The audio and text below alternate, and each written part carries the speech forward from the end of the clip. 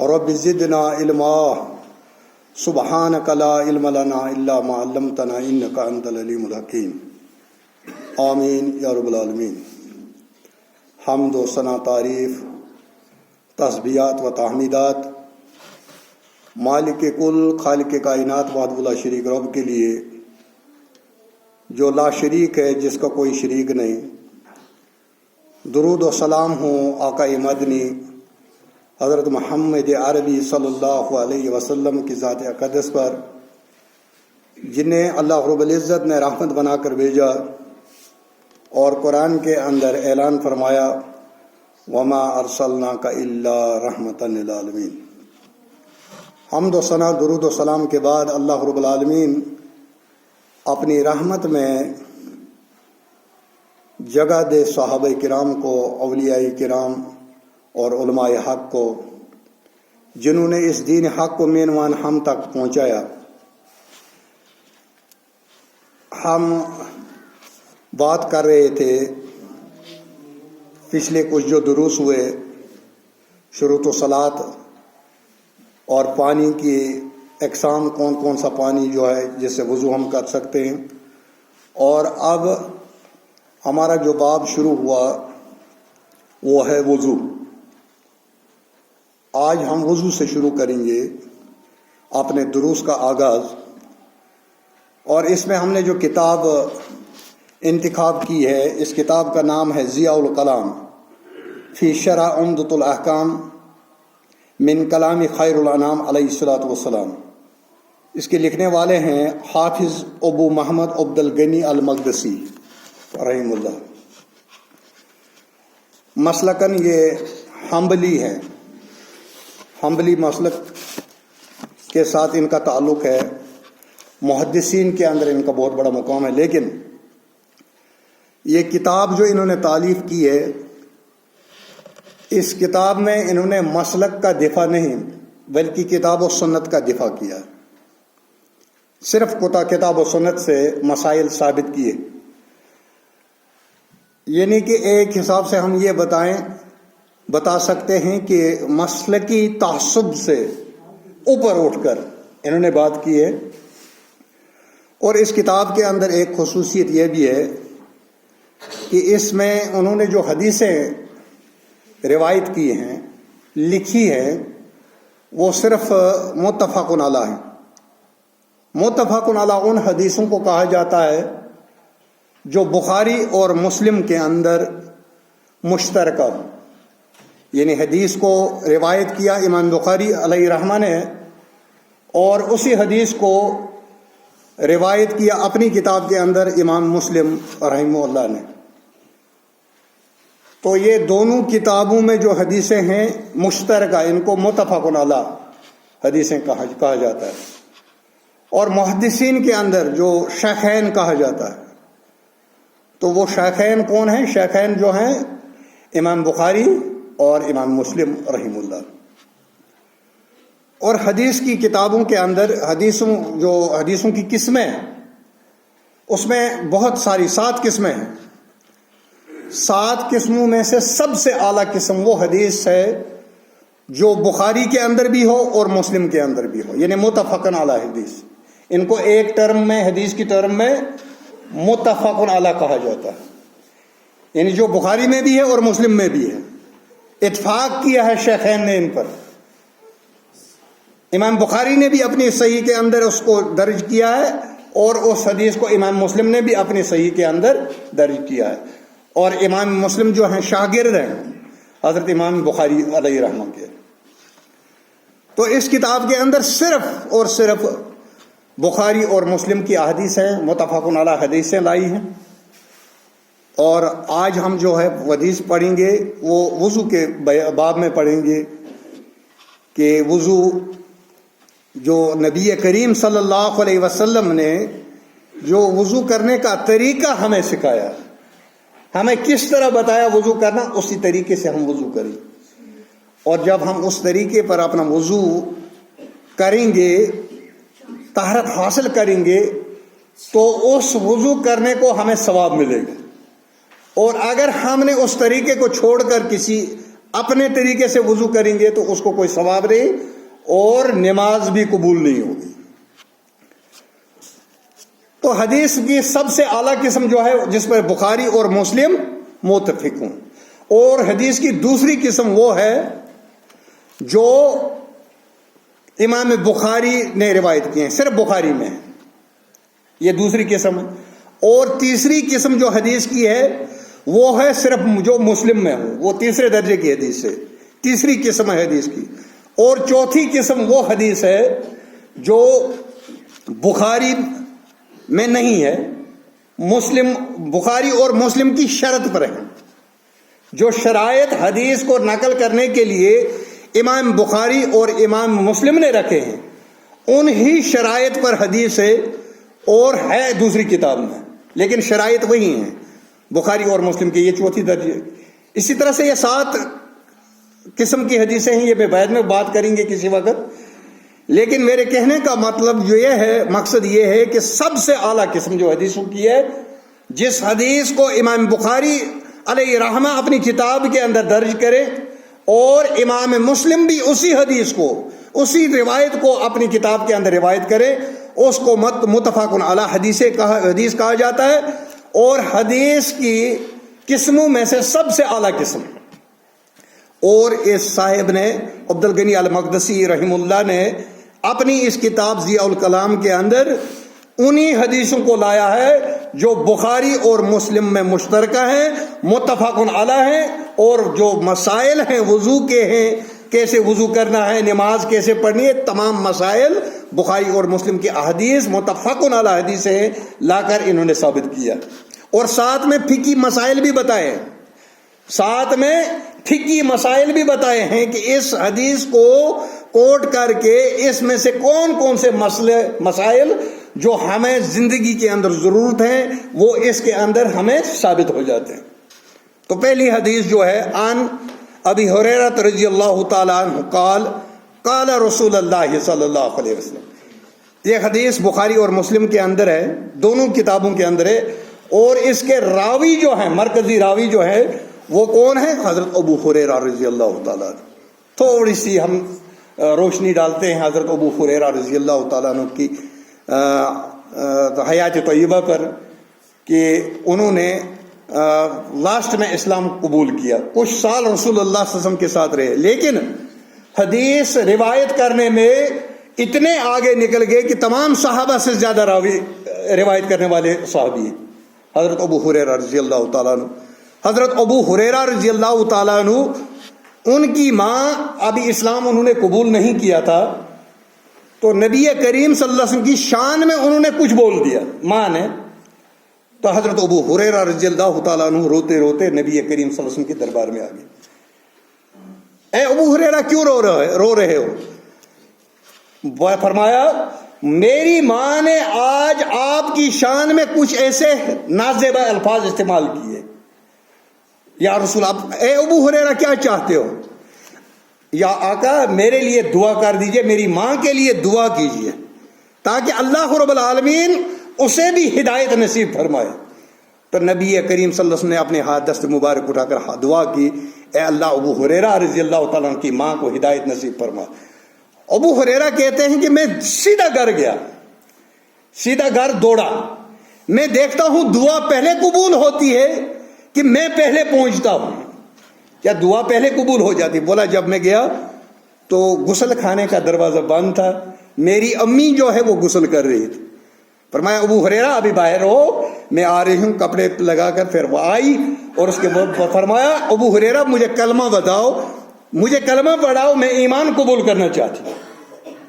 محمد رسول اللہ صلی اللہ علیہ وسلم نے ان کی ماں کے والدہ کے لیے دعا فرمائی۔ حضرت ابو ہریرہ رضی اللہ تعالیٰ عنہ قریباً 5,500 احادیث مبارکہ کے راوی ہیں۔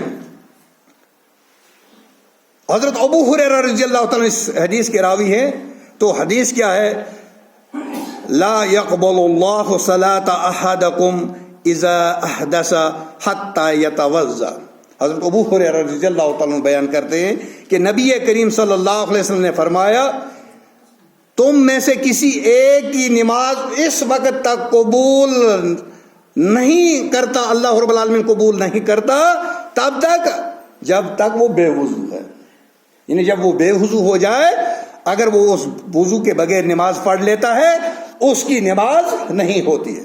اس حدیث کو امام بخاری رحمہ اللہ نے کتاب الوضو میں روایت کیا اور امام مسلم نے کتاب الطہارہ کے اندر اس حدیث کو روایت کیا. اب اس حدیث سے جو فقہی مسائل, جو جن مسئلوں کی ہمیں ضرورت ہے, وہ جو نکلتے ہیں اس حدیث سے قریباً 4 مسئلے نکلتے ہیں. پہلا مسئلہ, بے وضو انسان کی نماز قبول نہیں ہوتی.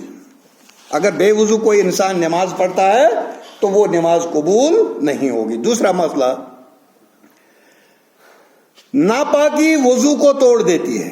ناپاکی وضو کو توڑ دیتی ہے اور نماز کو باطل قرار دیتی ہے. اب ایک انسان نماز پڑھ رہا, نماز پڑھتے دوران اس کی ہوا خارج ہوگی, اب شرم محسوس کرتے ہیں, ہم شرم محسوس کرتے, لیکن صحابہ جو شرم محسوس نہیں کرتے تھے تو ایک دم صف سے نکل کر وضو بنانے کے لیے جاتے تھے. لیکن جہاں تک میرا جو تجربہ ہے, اگر یہاں امام کو غلطی ہوگی نا, کتنا بڑا بھی عالم بھی ہوگا, وہ بھی یہ جسارت نہیں کرے گا لوگ مجھے ہنسیں گے. بھائی نمازیں برباد کر رہا ہے, اپنی نماز کو برباد کر رہا ہے, اللہ کو ناراض کر رہا ہے, نبی کریم صلی اللہ علیہ وسلم کی نافرمانی کر رہا ہے, تیرا وضو نہیں, تیری نماز نہیں, اپنی شرم کے لیے تو اپنے آخرت کے اعمال کو برباد کر رہا ہے. اس لیے اگر کسی کو ہوا خارج ہو جاتی ہے وضو ٹوٹ جاتا ہے. کسی بھی حساب سے اگر اس کا وضو لگ رہا ہے, اس کو وضو ٹوٹ گیا, تو اس کو جانا چاہیے سب سے نکل کر وضو بنا کر آئے اور نماز پڑھے. بغیر وضو کے نماز نہیں ہوتی, اور وضو کے بغیر پڑھی گئی جو بھی نماز ہے وہ باطل ہے, اس کا کوئی اجر نہیں بلکہ الٹا اس کو پکڑ ہوگی. وضو کے بغیر نماز پڑھنے والے کو اللہ رب العالمین کی پکڑ ہوگی. نماز تو پڑھی اس نے, لیکن الٹا اس کو سزا ملے گی. جزا کب ملے گی؟ جب یہ وضو کر کے آئے گا پھر نماز پڑھے گا. وضو کر کے نماز پڑھنا لازمی ہے. اور تیسرا مسئلہ, یہاں نماز کی عدم قبولیت, جو عدم قبولیت قبول نہیں ہوئی, اس کی عدم قبولیت سے نماز کا درست نہ ہونا ثابت ہو گیا. یہ کس سے نکلا؟ اسی حدیث سے, جو حدیث حضرت ابو ہریرہ رضی اللہ تعالی عنہ روایت کرتے ہیں, اور امام بخاری رحم اللہ اپنی کتاب کے اندر درج کرتے ہیں, اور امام مسلم رحم اللہ اپنی کتاب کے اندر اس حدیث کو درج کرتے ہیں. اور اس حدیث سے جو ہمیں 4 مسئلے جو ثابت ہو گئے, 4 فقہی مسئلے ثابت ہوئے. اور چوتھا مسئلہ جو ہے, طہارت نماز کی صحت اور درستی کے لیے ضروری ہے, لازمی ہے. اس کے بغیر نماز نہیں ہوگی جب تک آدمی طاہر نہ ہو, جب تک آدمی پاک نہ ہو. اگر اس کا وضو ٹوٹ گیا, یہ وضو بنا لے, نماز پڑھ لے. اور اگر اس کو پانی نہیں ملتا, وہ آگے ہم اس باب میں پڑھیں گے, تیمم اس کے لیے دوسری صورت ہے. کہیں ایسی جگہ جب پانی نہیں ہے لیکن مٹی تو ہوگی, دھول ہوگی, اس سے تو وہ کر سکتا ہے, اس کو استعمال کر کے وہ پاکی حاصل کر کے. لیکن نماز کسی بھی صورت میں معاف, بغیر ان لوگوں کے جو سویا ہوا ہے اس کو نماز, وہ کہ سویا ہوا نماز نہیں پڑھے گا, جیسے ہی جاگے گا کوئی نماز پڑھے گا. اور مجنون جو پاگل ہے اس کے لیے نماز جب تک اس کو افاقہ نہ ہو جائے, جب تک وہ ٹھیک نہ ہو جائے. اور بچہ جب تک وہ بالغ نہ ہو جائے. 7 سال کی عمر میں نبی کریم صلی اللہ علیہ وسلم نے فرمایا, اپنے بچوں کو نماز سکھاؤ, اپنے بچوں کو مسجد لے جاؤ, ان کو مسجد کے آداب سکھاؤ, نماز کے مسائل سکھاؤ, ان کو وضو کرنا سکھاؤ, ان کو وضو کا طریقہ سکھاؤ, ان کو وضو کیسے کرنا ہے خود کر کے دکھاؤ. 7 سے 10 تک. اور 10 سال کے بعد نبی کریم صلی اللہ علیہ وسلم نے فرمایا, اگر 10 سال کے بعد آپ کے بچے نماز نہیں پڑھتے تو پھر ان کو اس کو مارو, ان کو ہلکی پھلکی مارو, ان کو ڈراؤ.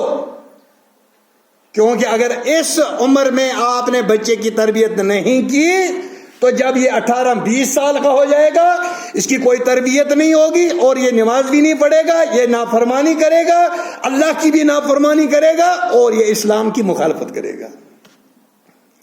ہم اپنے بچوں کو جب ہم کسی سکول کے اندر داخل کرتے ہیں، ہم نے کبھی یہ سوچا کہ اس سکول میں اس کو کون سی شکشا ملے گی، کیسی تعلیم ملے گی؟ اب مجھے یہ بات بتاؤ، ایک آدمی پی ایچ ڈی کر لے، بہت بڑی ڈگری ہے،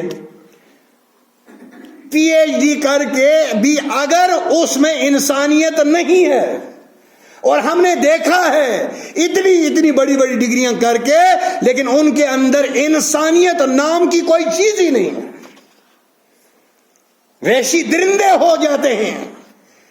جو علم ایک انسان کو انسانیت نہ سکھائے، جو علم ایک انسان کو آداب نہ سکھائے، جو علم ایک انسان کو بڑے کے ادب نہ سکھائے، جو علم انسان کو ماں باپ کے ادب نہ سکھائے، جو علم ایک انسان کو اپنے بڑے کو اپنے ہمسائے کے حقوق نہ سکھائے، اس علم سے لا علم ہونا بہتر ہے۔ اس کو علم نہیں کہا گیا، علم اس کو کہا جاتا ہے جب تجھے اللہ کی پہچان ہو، جب ہم اپنے اللہ کو پہچانے، اپنے خالق کو پہچانے، اپنے مالک کو پہچانے، اپنے پیغمبر حضرت محمد رسول اللہ صلی اللہ علیہ وسلم کو پہچانے، ان کی معرفت حاصل کرے، اس کو علم کہا جاتا ہے۔ اس لیے کسی عالم کا قول ہے کہ علم حاصل کرو اگر آپ کو چین بھی جانا پڑے۔ یہ حدیث نہیں ہے، بہت سارے لوگ میں نے ممبروں پر دیکھا ہے اس کو بولتے ہیں کہ حدیث نبی نے فرمایا صلی اللہ علیہ وسلم۔ یہ کسی ایک آدمی کا قول ہے، کسی سیانے کا قول ہے کہ علم حاصل کرو اگر آپ کو چین بھی جانا پڑے، کیونکہ چین ان دنوں میں بہت دور ہوتا تھا۔ کسی عالم نے کہا اگر اتنا بھی سفر کرنا پڑے آپ کو تو علم حاصل کرنے کے لیے یہ سفر کرو۔ حضرت امام بخاری رحمہ اللہ نے ایک بار سفر کیا علم کے لیے، انہوں نے سنا کہ کسی آدمی کے پاس کوئی 400-500 کی 600 حدیثیں ہیں، ان کے پاس، ان کو یاد ہیں یا لکھی ہوئی ہیں، یہ ان کو معلوم ہوا تو انہوں نے سفر کرنا شروع کر دیا۔ امام بخاری رحمۃ اللہ علیہ۔ علم بہت عظیم چیز ہے، علم اللہ کی پہچان کراتی ہے، علم آداب سکھاتی ہے، علم ہمسائے کے حقوق سکھاتا ہے۔ تو امام بخاری رحمۃ اللہ علیہ نے سفر کیا، 2 مہینے سفر کیا۔ ان دنوں ہماری طرح تو نہیں تھا، ہوائی جہاز بھی ہے، گاڑیاں بھی ہیں، ٹرین بھی ہے، سمندری جہاز بھی، ہر فیسلٹی ہمیں موجود ہے۔ تو وہ سفر کیا 2 مہینے۔ 2 مہینے سفر کرنے کے بعد وہ وہاں پہنچے، جب حضرت امام بخاری رحمۃ اللہ علیہ انہوں نے اس شخص کو دیکھ لیا تو وہ اپنے گھوڑے کو بلا رہا ہے، گھوڑے کو پکڑنا ہے، اس کو بلا رہا ہے۔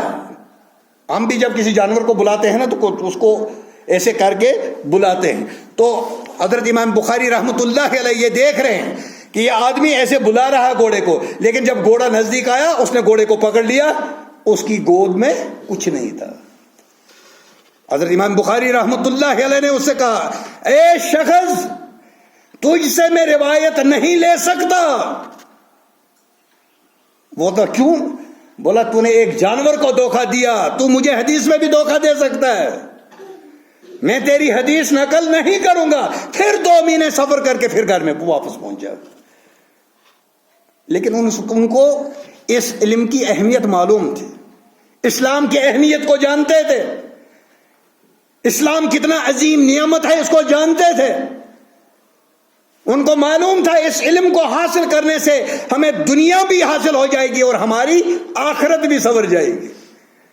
لیکن ہم نے دنیائی علم کے لیے ہر کوشش کی، اپنے بچے کے لیے ہر ایک چیز پرووائڈ کر دی، لیکن دین کے معاملے میں ہم پیچھے رہ گئے ہیں۔ دین کے معاملے میں ہمیں جو بھی ایرا گیرا ملا اس سے فتوے پوچھتے رہے، اس سے مسئلے پوچھتے رہے، جب تک وہ ہمیں شرک اور بدعات میں ڈبوتے ڈبوتے یہاں تک پہنچایا۔ اب شرک کو دین سمجھا جا رہا ہے، بدعات کو دین سمجھا جا رہا ہے۔ ایسا وقت آ چکا ہے، دین کہو یہ وہابی ہو گیا، بدعت کو کہو یہ دیندار ہے، بدعتی کو دیندار کہا جاتا ہے، اور جو دیندار ہے وہ وہابی ہے۔ عجیب تماشا ہے اس دنیا کے اندر، عجیب تماشا ہے۔ یہ انصاف ہے نبی کریم صلی اللہ علیہ وسلم کی شریعت جو لے کر آئے تھے، جو ہمارے ذمہ لگایا تھا کام، یہ ہم اس کے ساتھ انصاف کر رہے ہیں۔ ہم بدعات کو دین سمجھے اور سنتوں کو چھوڑ دیں یہ کہہ کے کہ یہ وہابی ہے. میں کسی وقت بتاؤں گا یہ وہابی مطلب کیا ہے, اور اس کا بہت اچھا معنی ہے. اللہ رب العالمین کی ایک صفت ہے وہاب, اور وہابی ہو گیا اللہ والا. تو اچھا نام ہے, اس لحاظ سے برا نام نہیں ہے, اچھا نام ہے. لیکن یہ نام لے کر آپ سنتوں پر چھری چلاؤ اور بدعات کو گلے سے لگاؤ, یہ کون سا انصاف ہے؟ خدا را انصاف کیجئے. کل جب اللہ رب العالمین کے حضور یہاں پر مناظرے بھی جیت جاتے ہو, چرب زبانی کی وجہ سے مناظرہ کوئی جیت جاتا ہے, بتی بھی جیت جاتا ہے مناظرہ. کیوں؟ اس کی زبان تھوڑی تیز ہوتی ہے. یہ نبی کریم صلی اللہ علیہ وسلم نے فرمایا, آپ میرے پاس کوئی قضیہ لے کر آتے ہو فیصلہ کرانے کے لیے, تم دو میں سے ایک آدمی ان میں سے چرب زبان ہوتا, وہ تیز بولنے والا ہوتا ہے, اور وہ اس کی بولنے پر اس چرب زبانی پر میں فیصلہ کر دیتا ہوں. اور یاد رکھو نبی کریم صلی اللہ علیہ وسلم فرمایا, اگر میں نے کسی کو دے دیا, کسی نے کسی کا حق مار لیا, تو وہ جہنم کا ایک ٹکڑا لے رہا ہے. وہ جو بھائی کا حق مار کر لے رہا ہے چرب زبانی کی وجہ سے, غلط بیانی کی وجہ سے, جھوٹے گواہوں کی وجہ سے وہ لے رہا ہے, لیکن آخرت میں اس کا ایک ایک پائی کا حساب دینا ہوگا. یہ نہیں ہے ادھر مر گئے مٹی میں دبا دیا بس. نہیں, ہمیں یہ یقین ہے ہمیں آخرت میں پھر زندہ کیا جائے گا, ایک ایک سیکنڈ کا ہمارا حساب لیا جائے گا, پوچھا جائے گا زندگی کہاں گزاری, علم کے ساتھ کیا کیا, دین کے ساتھ کیا کیا, شریعت کا کتنا لحاظ کیا, یہ ہم سے پوچھا جائے گا. ایک ایک چیز کا سوال, ایک ایک سوال کا جواب دینا پڑے گا. سوال پوچھنے والا اللہ ہوگا اور جواب ہمیں دینا پڑے گا. کوئی سفارش نہیں چلے گی. یہاں پر افسر کے پاس جا کر سفارش کرا لیتے ہو جاتا ہے کام, یہ دنیا کا دستور ہے. لیکن وہاں سفارش اپنے اعمال, تھوڑی بہت کمی ہوگی تو محمد رسول اللہ صلی اللہ علیہ وسلم سفارش کریں گے. ہمیں یہ پتا, ہمیں یہ یقین ہے سفارش کبرا جو بڑی سفارش ہوگی وہ محمد رسول اللہ صلی اللہ علیہ وسلم کریں گے. لیکن اگر پوری عمر کتاب و سنت کی مخالفت کرتا رہا, پوری عمر کتاب و سنت کی مخالفت کرتا رہا اور یہ امید رکھے کہ میری شفاعت ہوگی, اس لیے میرے بھائیوں چھوٹے موٹے کچھ کمزوریاں ہوں اس کے لیے سفارش ہوگی. لیکن جو پوری زندگی کے اندر, اپنی پوری عمر کے اندر کتاب و سنت کی مخالفت کرتا رہا ہے اور امید یہ لگائے بیٹھے کہ مجھے سفارش کریں گے, لیکن ایسے آدمیوں کو نبی کریم صلی اللہ علیہ وسلم کل آخرت میں فرمائیں گے سوہکن سوہکن, انہیں دور لے جاؤ, انہیں دور لے جاؤ, انہوں نے میرے دین کو بدل دیا, انہوں نے میری شریعت کو تبدیل کر دیا.